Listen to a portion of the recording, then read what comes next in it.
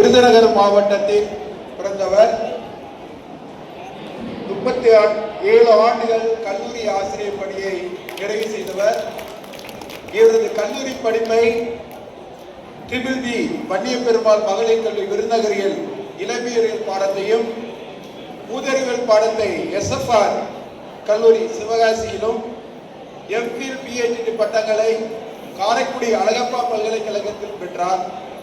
வேதியியல் பேராசிரியராக 1989ஆம் ஆண்டு திருவி வன்னியப்பெருமாள் கல்லூரியில் ஆரம்பித்து பின்பு அரசு பணியில் 1991ஆம் ஆண்டு அரசு கலைப்பள்ளி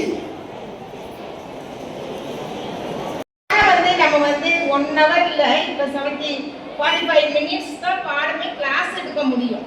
ஆக்சுவலா அதை தெளிவா கீவேர்ட்ஸ் எல்லாம் எடுத்துட்டு போய் கரெக்டா கிளாஸ் எடுத்துட்டு அவன்கிட்ட இருந்து திரும்ப அவன் என்ன சொல்றான் அப்படின்னு ஒரு 10 ஸ்டூடெண்ட்டை கேட்க வேண்டும்.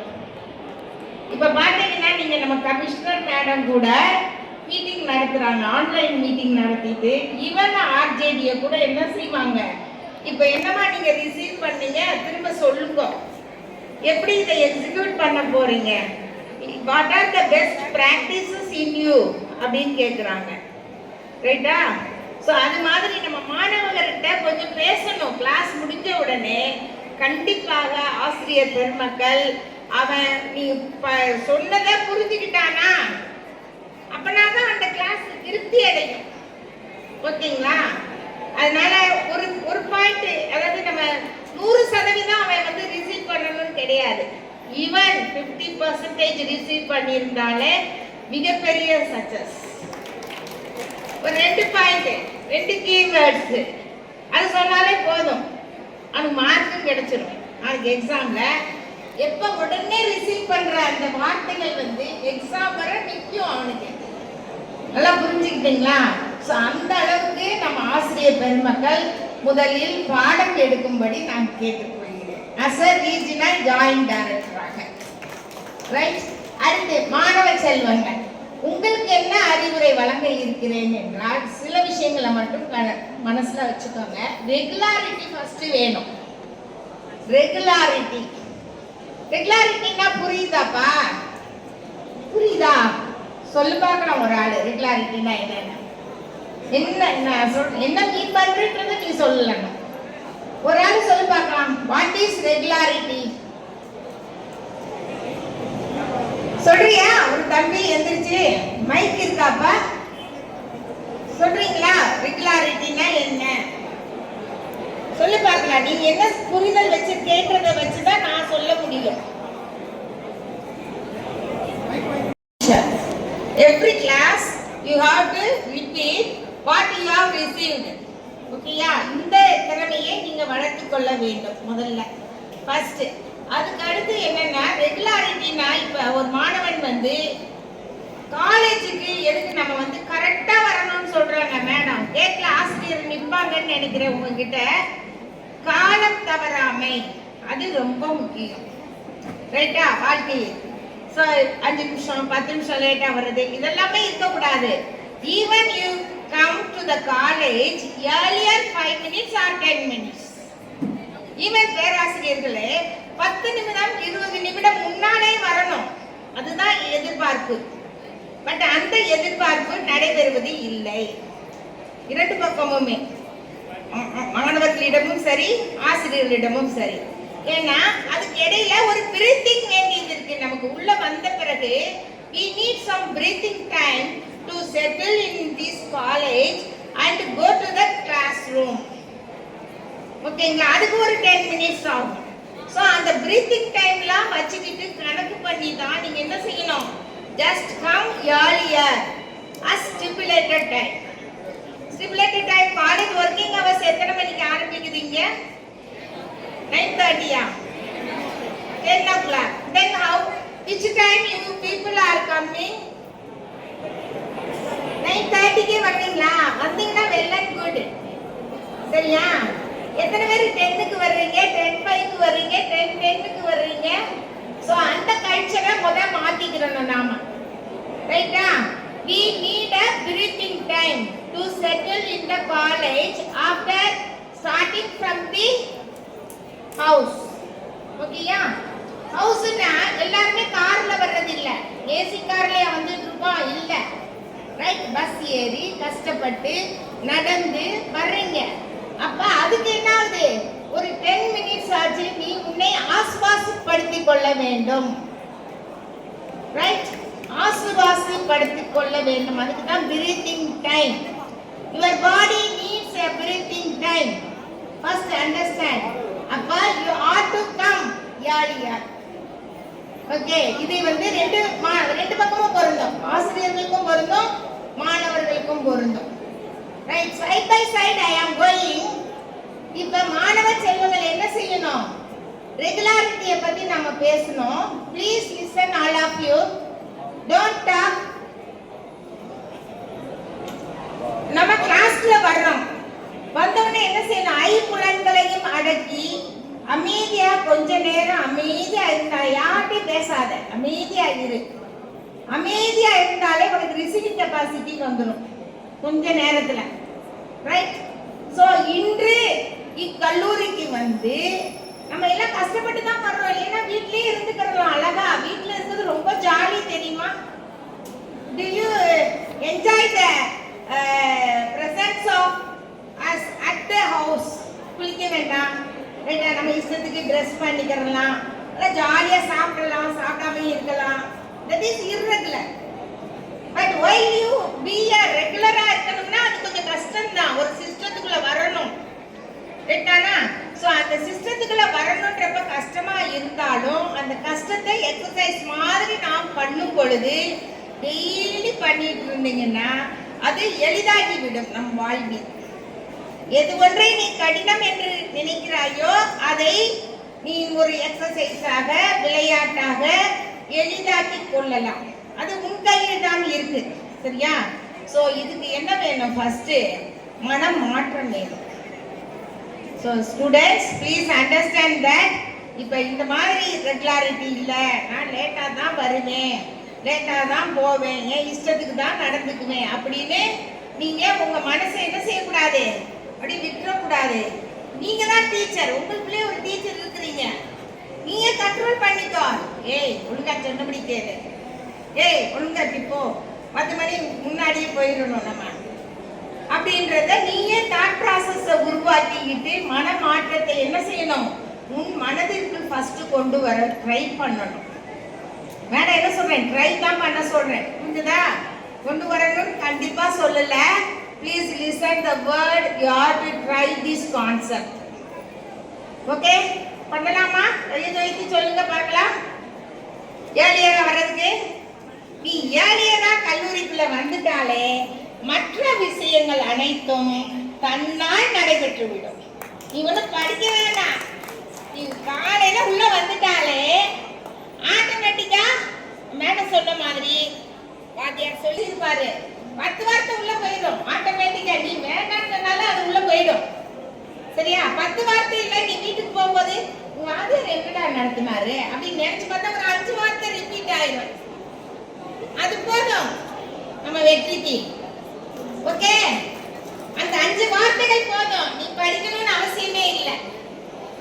புத்தகத்தை எடுத்துட்டு போய் அப்படி கஷ்டப்பட்டு படிக்கணும்னு அவசியம் இல்லை. This is one part. This is for the regular student. இப்போ நான் கல்லூரிக்கு வந்துட்டேன், இந்த பர்பஸ்க்காக தான் வந்திருக்கிறேன். இதுல நான் அச்சீவ் பண்ணணும், இதுல நான் கோல்டு மெடல் வாங்கணும், யூனிவர்சிட்டி ரேங்க் ஹோல்டர் வாங்கணும், நான் ரிசர்ச் பண்ணணும், பெரிய சயின்டிஸ்ட் ஆகணும், நிறைய ரூபாய் சம்பாதிக்கணும். Ultimate goal.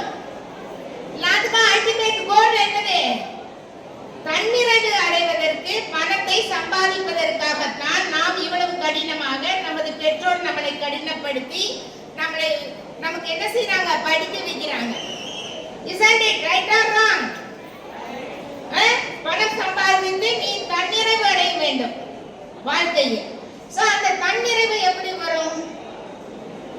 அதுக்கு பிறகுதான் இந்த ரெகுலாரிட்டி வந்த பிறகு தன்னால உள்ள போகுது, வருது, எல்லாமே ரைட்டா?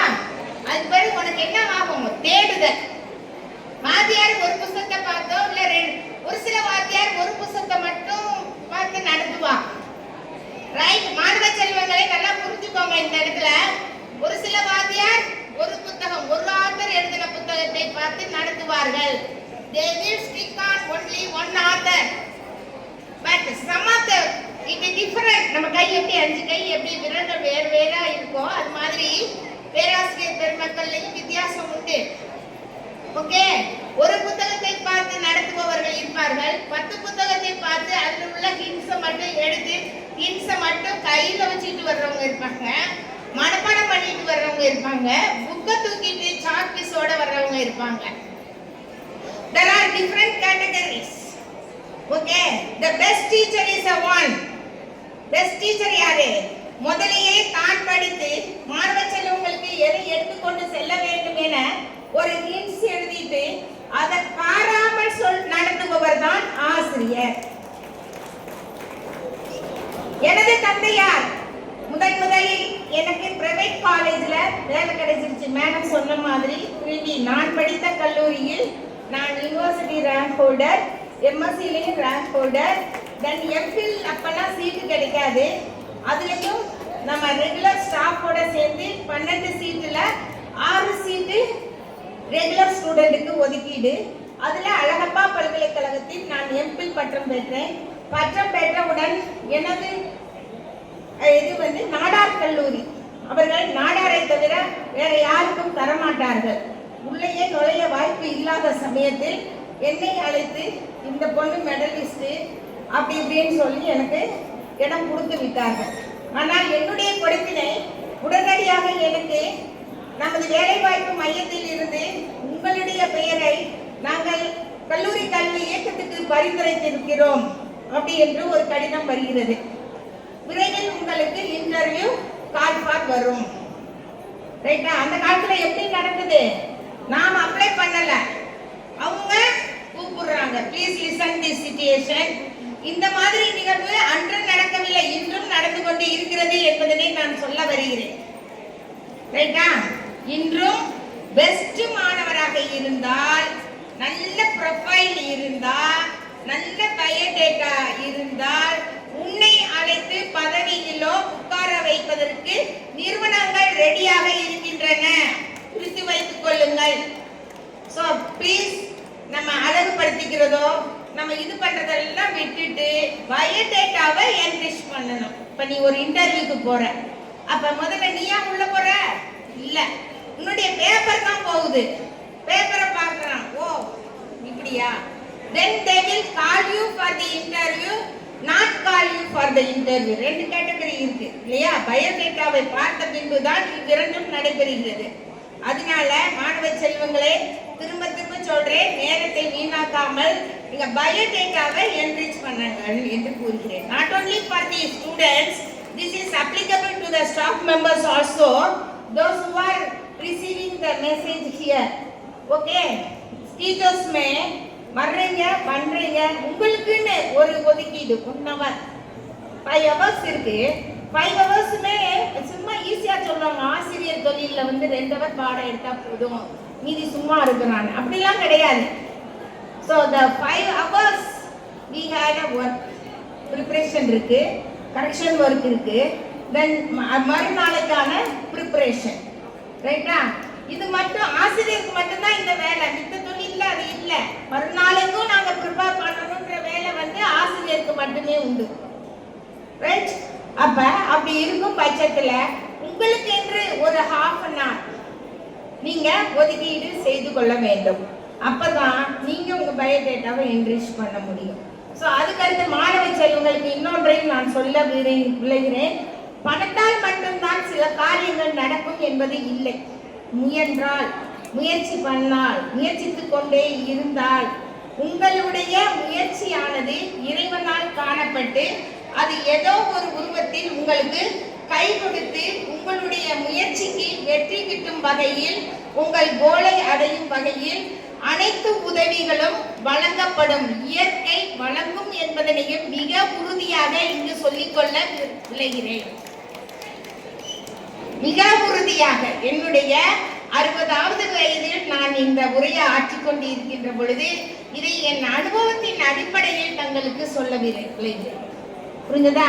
ஸோ அதனால என்ன செய்யணும், வாழ்க்கையில எனக்கு இது இல்லை அது இல்லை என்று பாட்டு பாடுவதை விட்டுவிட்டு முயற்சி பண்ணணும். தெரியலைன்னா கேட்கணும். கேளுங்கள் கொடுக்கப்படும், தட்டுங்கள் திறக்கப்படும். எங்க இருந்தாலும் சரி துணிவா கேளு. கேட்கறதுல தப்பே கிடையாது. கேட்டா சோ அதுல நிறைய வகைகள் இருக்கு. இருந்தாலும் அச்சமின்றி கேட்க வேண்டும் என்பதனை நான் அறிவுறுத்தி வாழ்த்துக்களுடன் இவ்வுரையை நான் முடித்துக் கொள்கிறேன். Valuable insight from your very vast experience. Thank you so much, ma'am, for presenting the special. We are here to celebrate a truly remarkable milestone. 20. Sir கொஞ்சம் சேர்ந்துலுங்க. சார் கொஞ்சம் சேர்ந்துலுங்க. அனைவரும் கரவொலி எழுப்பி வாழ்த்துக்களை தெரிவிக்குமாறு அன்புடன் கேட்டுக்கொள்கிறேன். இது அவருடைய 31வது கல்வி பணி. 31 வருட கால கல்வி பணி.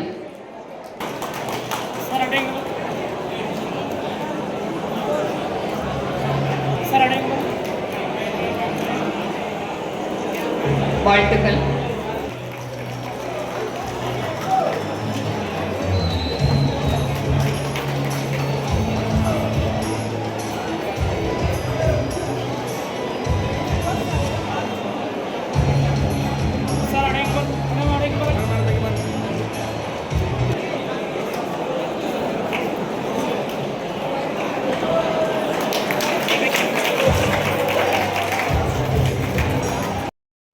மூன்றாம் பரிசு. MA முதுகலை தமிழ் சக்திவேல் முதல் பரிசு. திவ்யா இரண்டாம் பரிசு. சி செல்வகுமார் மூன்றாம் பரிசு. ஆங்கிலத்துறை மதன்குமார் முதல் பரிசு. அகிலா இரண்டாம் பரிசு. கௌதம் மூன்றாம் பரிசு. முதுகலை ஆங்கிலம் முதல் பரிசு. சாரியா பானு. ஜி காவியா. ஜே கவியரசன். இளங்கலை வரலாறு தமிழ் மீடியம் தருண்குமார் ஏ முதல் பரிசு.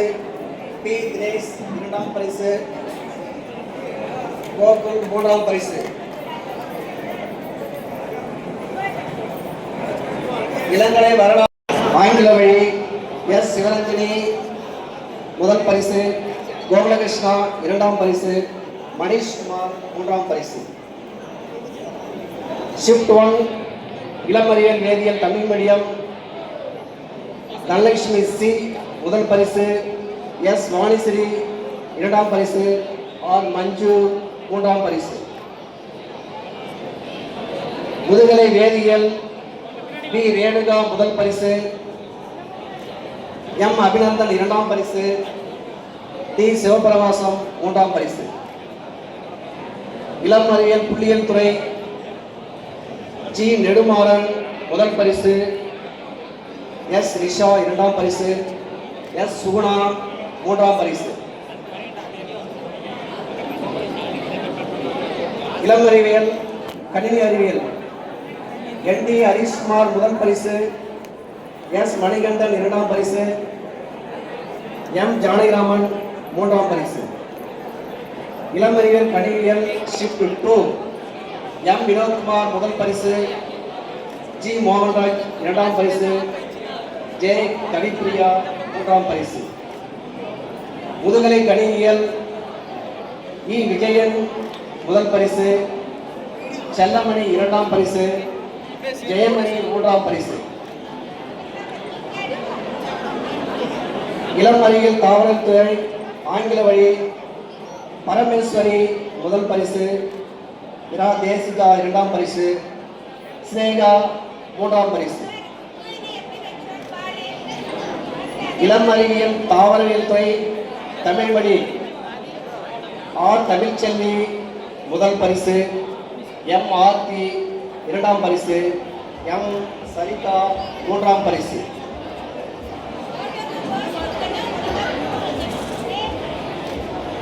முதுகலை தாவரவியல் துறை ஜே தீபிகா முதல் பரிசு.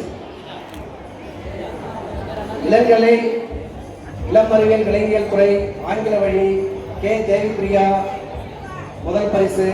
கே பூஜா இரண்டாம் பரிசு. இளம் அறிவியல் விலங்கியல் துறை தமிழ் வழி டி சோனியா முதல் பரிசு. ஏ அரவிந்தன் இரண்டாம் பரிசு. முதுகலை விலங்கியல் துறை எஸ் பிரீத்தி முதல் பரிசு. பி ஆனந்தி இரண்டாம் பரிசு. கே விஜயன் மூன்றாம் பரிசு. இளம் அறிவியல் நுண்ணறிவியல் துறை ஜே ஸ்ரீமதி முதல் பரிசு. டி ரேணுகா இரண்டாம் பரிசு. பி சத்யபாமா மூன்றாம் பரிசு. இளங்கலை வணிகவியல் துறை ஷிஃப்ட் 1 எம் ஏழுமலை முதல் பரிசு. ஆர் தனேஷ் இரண்டாம் பரிசு. கே மோகன்குமார் மூன்றாம் பரிசு. இளங்கலை வணிகவியல் ஷிஃப்ட் 2 எம் பிரசன்னா முதல் பரிசு. எம் முனுசாமி இரண்டாம் பரிசு. இ மணிகண்டன் மூன்றாம் பரிசு. இளங்கலை வணிகவியல் நிர்வாகவியல் துறை எஸ் நதியா முதல் பரிசு. எஸ் மதுமிதா இரண்டாம் பரிசு. எம் கிருஷ்ணவேணி மூன்றாம் பரிசு. இளங்கலை வணிகவியல் நிர்வாகவியல் துறை ஷிஃப்ட் 2 ஜி கனிமொழி முதல் பரிசு. டி வினோத்குமார் இரண்டாம் பரிசு. ஆர் சாந்தகுமார் மூன்றாம் பரிசு.